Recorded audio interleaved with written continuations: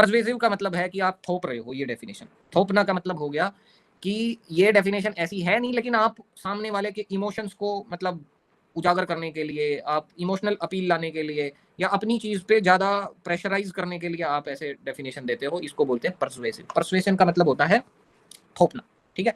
अभी जैसे इसमें एक लिखा हुआ है, मुझे ये एग्जांपल अच्छा नहीं लगता पर साला बार बार यही आ जाता है, तो ये एग्जांपल है कि abortion as a murder. Abortion को कुछ लोग मर्डर बोल देते हैं ना, तो अब आपको ये सोचना पड़ेगा कि अबॉर्शन कई बार अलग टर्म्स में भी होता है, जैसे मजबूरी में भी कराना पड़ता है ना, तो माता की जान को खतरा हो सकता है या कुछ और हो सकता है। तो मेडिको लीगल टर्म्स में अगर आप देखेंगे तो एमटीपी को इसके लिए कुछ प्रोविजन भी हैं जिनके तहत ये लीगल भी होता है। तो in that case it is not a murder, ठीक, ओके। तो otherwise it is a murder. तो जब भी कोई ऐसे बोलता है कि मतलब अबॉर्शन एज अ मर्डर है ना, तो इसका मतलब वहां पे वो क्या कहा जाता है कि एक इनोसेंट पर्सन का मर्डर है ड्यूरिंग प्रेगनेंसी। तो that becomes you know what, persuasive definition. बात समझ में आई? इमोशनल अपील हो गई ना। अभी जैसे एग्जाम्पल तो बतेरे हैं, समझ रहे हो? हाँ, तो सेल्स तो भीतर भी हैं, अगर वेस्ट गई तो वो भी एक कोई बोल सकता है कि क्रिमिनल है, क्राइम है ना। चलो, तो this definition carries A negative connotation. Connotation और डेनोटेशन में अंतर बता देता हूँ। कोनोटेशन और डेनोटेशन का अंतर समझिए। डेनोटेशन होता है जो डिक्शनरी में मीनिंग होता है वो, ठीक। लेक्सिकल बोला मैंने, लेक्सिकल होता है, और दूसरा डेनोटेशन भी कुछ ऐसा ही होता है। डेनोटेशन मतलब डेफिनेशन से रिलेटेड। लेकिन कोनोटेशन में क्या होता है, कोनोटेशन में आपके इमोशंस कनेक्ट हो जाते हैं, ठीक।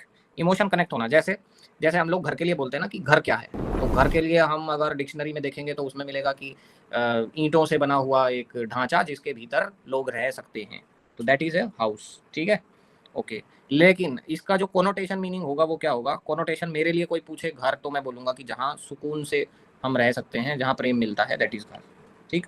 तो ये मेरी अपनी डेफिनेशन हो गई, तो इसको बोलते हैं कोनोटेशन, ठीक। तो डेनोटेशन कोनोटेशन समझ में आया।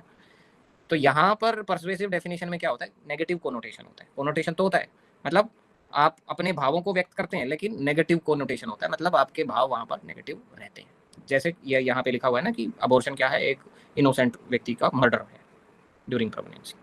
तो ये सबके अपने विचार हो सकते हैं, कुछ लोगों के लिए ये विचार नहीं है। अगला, क्योंकि अगर देखा जाए तो ऐसे तो डॉक्टर्स के लिए तो फिर ये ऐसे हो जाएगा कि वो तो रोज ही मर्डर कर रहे हैं, समझ रहे हो? डॉक्टर्स को तो फिर लोग मर्डरर बोलने लग जाएंगे कि ये तो मर्डरर हैं, ये तो लोगों को मारते हैं, जबकि हो सकता है कि उन्होंने अपना जो भी फंक्शनिंग देख करके, मेडिकल स्टेटस देख करके, हेल्थ स्टेटस देख करके वो डिसीजन लिया हो, तो we can not call them murderers. बात समझ में आई? ठीक है, कई बार डॉक्टर किसी पेशेंट को नहीं बचा पाते तो हम उनको मर्डरर नहीं बोल सकते कि उन्होंने मार दिया डॉक्टर्स ने, ठीक। वो बचाने की अपनी पूरी कोशिश करते हैं। खैर, तो ऐसी डेफिनेशन को बोलते हैं परसुएसिव डेफिनेशन। अगला, ऑपरेशनल डेफिनेशन। ऑपरेशनल डेफिनेशन का मतलब है कि यहाँ पे एक मीनिंग दिया जाता है किसी भी टर्म को, स्पेसिफाइंग ए मेजरमेंट प्रोसीजर। यानी कि आप कोई कार्य कर रहे हैं, कोई प्रोजेक्ट है और टाइम बीइंग आपको कोई डेफिनेशन देनी है, तो वहां पर जो डेफिनेशन रहती है उसको बोलते हैं ऑपरेशनल डेफिनेशन। जैसे मैं आपको बताऊं कि मान लो एक प्रोजेक्ट है, हम उस प्रोजेक्ट में काम कर रहे हैं, इस प्रोजेक्ट के लिहाज से हमें किसी चीज की कोई डेफिनेशन देनी है, वो तभी तक रहेगी जब तक हमारा प्रोजेक्ट कंप्लीट होता है, ठीक। जैसे ही प्रोजेक्ट कंप्लीट, वो डेफिनेशन खत्म हो गई। तो ऑपरेशनल डेफिनेशन समझ में आई, टेम्परेरी होती है, टाइम बीइंग होती है, और एक प्रोसीजर को एक्सप्लेन करने के लिए बीच में उसका यूज किया जाता है, और जैसे ही हमारा काम हो जाता है वो डेफिनेशन भी वहां से सस्पेंड हो जाती है, ठीक। तो ऑपरेशनल डेफिनेशन हर जगह पर अलग हो सकती है। कैसे अलग हो सकती है? जैसे एक प्रोजेक्ट में किसी चीज का कुछ मतलब है, दूसरे में उसका मतलब कुछ और हो सकता है। बात समझ में आई? जैसे मैथ्स में होता है ना, एक्स की वैल्यू एक जगह पे अलग है, एक्स की वैल्यू कहीं दूसरी जगह पे अलग है। जैसे अल्फा रेज हम लोग बोलते हैं ना, तो अल्फा वेव्स अलग हैं, अल्फा रेज अलग हैं, तो अल्फा का मतलब एक जगह सेम नहीं हुआ ना। क्लियर, समझ में आया सबको? हाँ, कई जगह पे पाई का मतलब 22/7 होता है, लेकिन हम कई जगह पे पाई का मतलब अपने किसी और चीज को सिंबलाइज करने के लिए रख सकते हैं। जैसे मैं आपको एक एग्जांपल दूं, मैं एक स्कूल खोल लूं और मेरे स्कूल का सिंबल पाई रहे, मैंने बोल दिया पाई प्ले स्कूल, ठीक है, मैंने अपना एक प्ले स्कूल खोला, उसका नाम पाई रखा, उसका सिंबल भी मैंने पाई रख लिया, तो अब उस पाई का मतलब 22/7 नहीं है। क्लियर हो गया सबको? हाँ, तो ऑपरेशनल डेफिनेशन समझ में आई, गुड। अगली है फंक्शनल डेफिनेशन। फंक्शनल डेफिनेशन क्या होती है? ये स्पेसिफाई करती है use of items denoted by the term. यानी कि आप जिस भी सब्जेक्ट की, जिस भी किसी चीज की डेफिनेशन दे रहे हो, वो डेफिनेशन किस वजह से दे रहे हो? आप उसका फंक्शन बताने के लिए दे रहे हो। जैसे मैं कहूँ कि इसकी डेफिनेशन मैं दूं, रिमोट वह होता है जिससे चैनल बदले जाते हैं, ठीक। तो ये हो गई फंक्शनल डेफिनेशन, मैंने इसका फंक्शन बता के इसे डिफाइन किया। जैसे मैं बोलूँ कि रिमोट वो होता है जिससे वॉल्यूम कम तेज की जाती है, तो ये क्या हो गया, फंक्शनल डेफिनेशन हो गई इसकी, मैंने इसका फंक्शन बताया इसे डिफाइन करने के लिए। बात समझ में आई सबको, क्लियर हुआ? तो जब फंक्शन बता करके किसी चीज को डिफाइन करते हैं तो बोलते हैं फंक्शनल डेफिनेशन।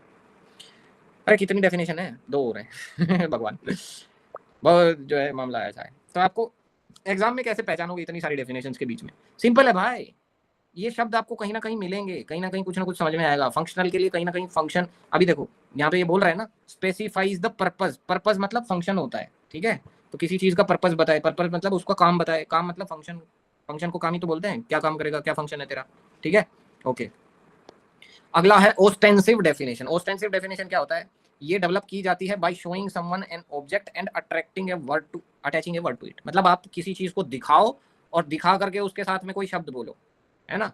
जैसे तो ये मोबाइल स्टैंड है, अब मैंने दिखाया और आपको बताया कि ये मोबाइल स्टैंड है, तो ये हो गई ओस्टेंसिव डेफिनेशन, यानी कि चीज की ओर इशारा करना और फिर उसके साथ में एक वर्ड अटैच कर देना। अब मैं इसके लिए कुछ और शब्द भी यूज करता तो आप लोग समझ जाते कि ये क्या है, ठीक है? तो दिखा करके अब फोन स्टैंड तो 50 तरीके के आते हैं, आते हैं कि नहीं, लेकिन मैंने आपको ये वाला दिखाया तो समझ गए। मोबाइल स्टैंड तो 1000 तरीके के होते हैं, तो ये वाला मैंने दिखा करके आपको बताया, तो ये कैसी डेफिनेशन है? ओस्टेंसिव डेफिनेशन। बात समझ में आई? क्लियर हो गया सबको? हाँ ठीक है। Okay, for example defining red by pointing towards red objects. किसी को बताना हो लाल कैसा दिखता है, तो बच्चों को समझाते नहीं है लाल कैसा दिखता है, अरे बेटा वो देख वो लाल है, ये लाल है, ये लाल है, ये लाल है। फिर बच्चे को एक दिन समझ में आया, अच्छा ये लाल है, मम्मा लाल वाली चीज दे दो, ठीक है? उसको कभी कुछ दिखेगा भी ना, रेड कुछ भी होगा, उसको बोलेगा लाल दे दे, ठीक? चलो, तो वही चीज है, इसको बोलते हैं क्या? Ostensive definition. Last but not the least, analogous definition. तो इसमें क्या होता है? एनालॉगी होती है। एनालॉगी तो कल भी समझाई थी, सुषमा का मैसेज आया था क्या मुझे, किसका आया था? कोई एनालॉगी पूछ रहा था कि सर बताइए। तो एनालॉगी बताया था, दो चीजें जो एक जैसी होती हैं उनको एनालॉगी बोल देते हैं। जैसे एक ब्रेन और कंप्यूटर, दोनों के फंक्शन सेम है, दोनों की चीजें सेम है। ब्रेन भी ऐसे ही काम करता है, ब्रेन का सारा नर्वस सिस्टम में दिखाया था ना कैसे काम करता है, कैसे केबल्स गई हुई हैं, नर्व सेल्स जुड़ी हुई हैं, कैसे करंट फ्लो करता है, कैसे उसमें भी हमारा सीपीयू है, कैसे मतलब सारी चीजें, कंप्यूटर का मैकेनिज्म और हमारे ब्रेन का मैकेनिज्म दोनों सेम सा है, इसलिए दोनों कैसे हो गए? एनालोगस हो गए। तो एनालोगस डेफिनेशन समझ में आई सबको? दो चीजें एक जैसी फंक्शनिंग करती हो, एक जैसी सिमिलैरिटी हो, तो उन्हें बोलते हैं एनालोगस डेफिनेशन। समझ गए कि नहीं समझ गए? समझ गए होंगे, ठीक है। तो ये 10 टाइप की डेफिनेशन थी जिनको आप लोगों को जरूर याद कर लेना चाहिए, गलती से भी आ सकता है।